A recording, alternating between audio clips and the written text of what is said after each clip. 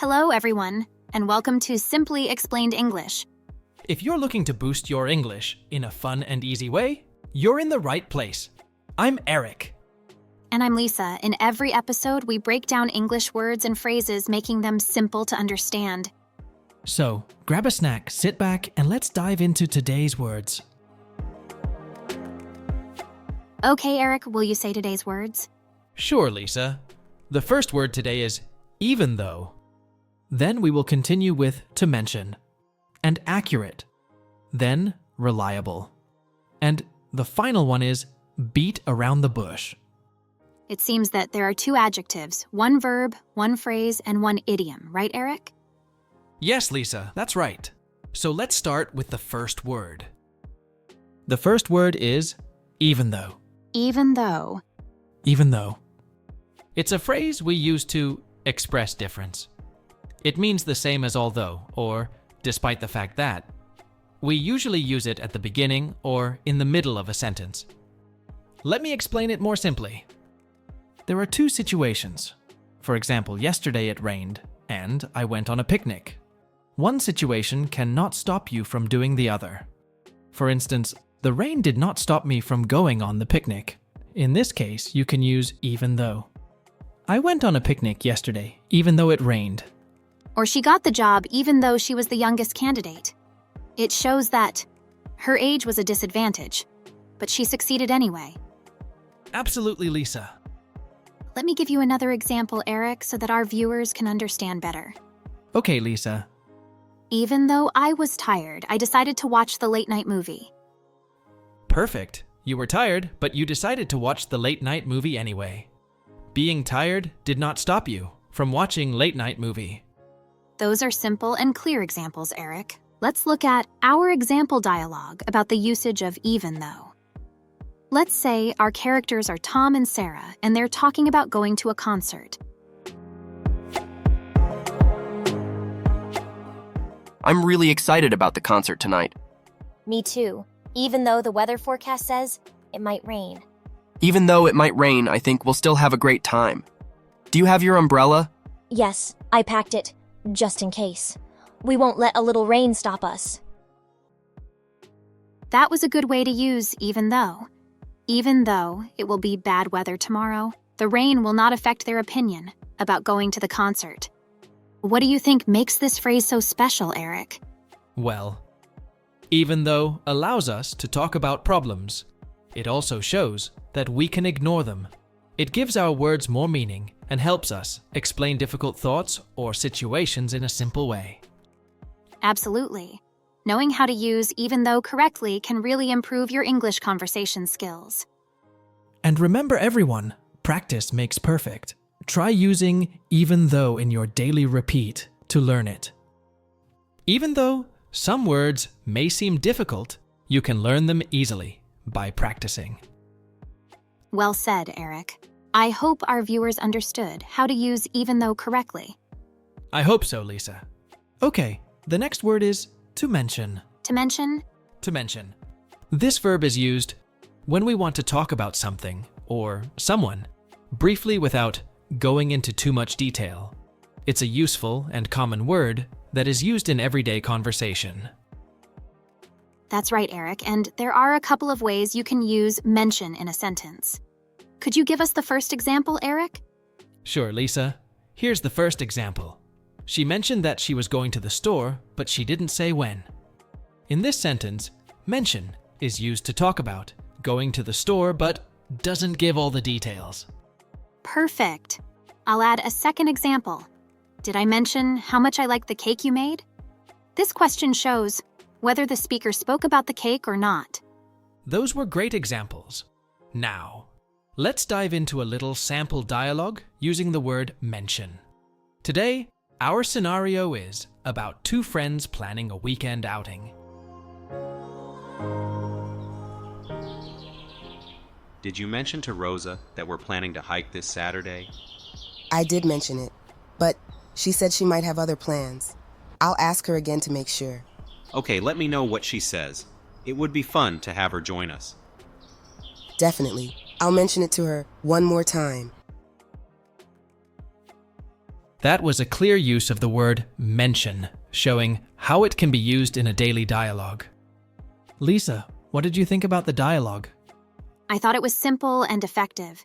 It really shows how mentioning can be used in different ways. Tom and Jenny were planning something, and they briefly mentioned telling Jack about it. Exactly, Lisa. And it's also worth noting that mention can be used in these two forms. The first one is to mention something, like I didn't mention the plan. The second one is to mention that, like he mentioned that he was having problems, but he didn't explain. That's a great grammar tip. To mention is really versatile. Eric, do you think people often forget to mention important details when they talk? Sometimes, yes. It's easy to think everyone knows what you mean. That's why it's good to check if you've mentioned everything necessary, especially in plans or instructions. Agreed, Eric. Well, it looks like we've covered the word mention quite thoroughly. Let's move on to the next word.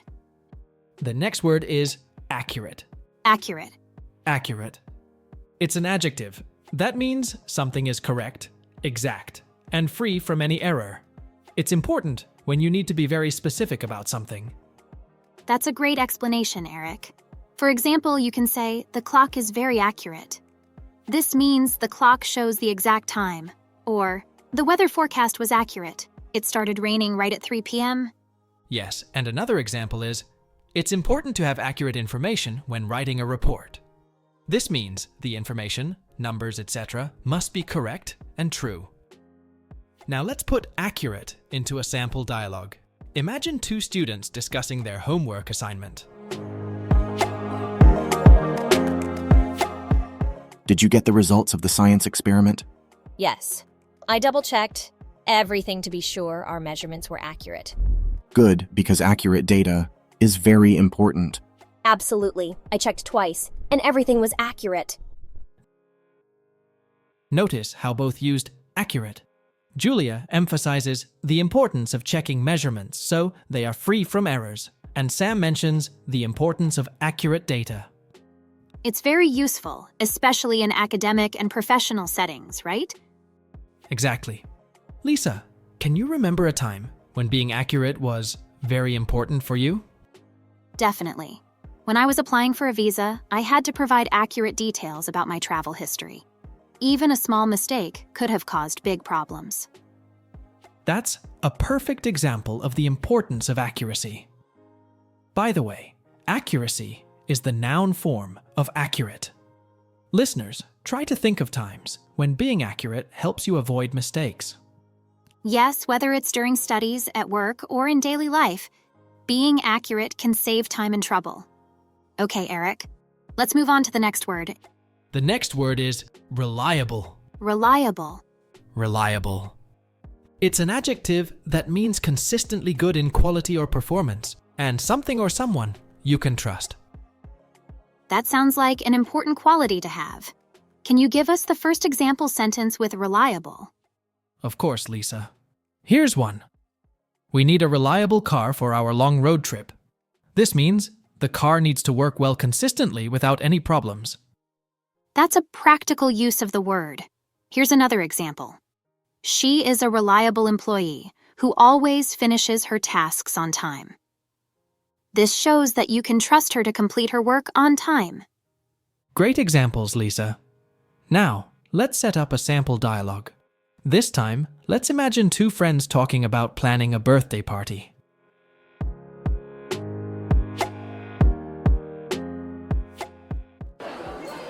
I think we should hire that band for the party. Are they reliable? Yes, they're very reliable. They always show up on time and their music is fantastic. That's good to know. Reliable people are important for making the part fun. Absolutely, I'll book them today. We can trust them to make it a great night. It was a good example of how to use reliable in a conversation. Lisa, when do you think it's important to have reliable people and services around?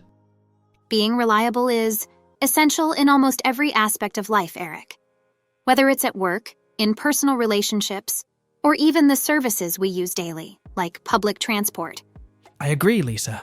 Okay, what do you think makes someone or something reliable?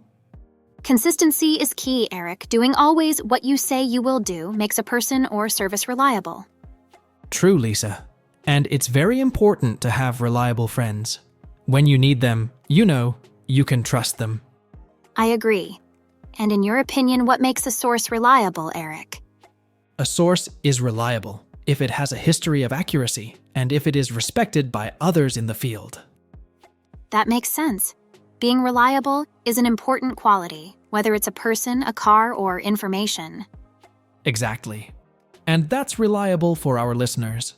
Remember, if something or someone is reliable, you can trust them to be good or to behave as you expect. Yes, Eric. So now it's time for our last word. The last word is beat around the bush. Beat around the bush. Beat around the bush. It's an idiom that means to avoid talking about what is important.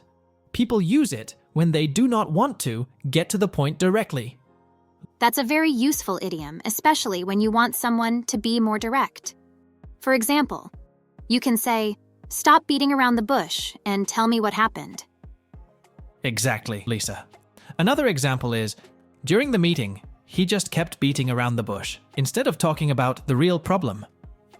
Okay, Eric, let's dive into a sample dialogue. Imagine two coworkers discussing an upcoming meeting.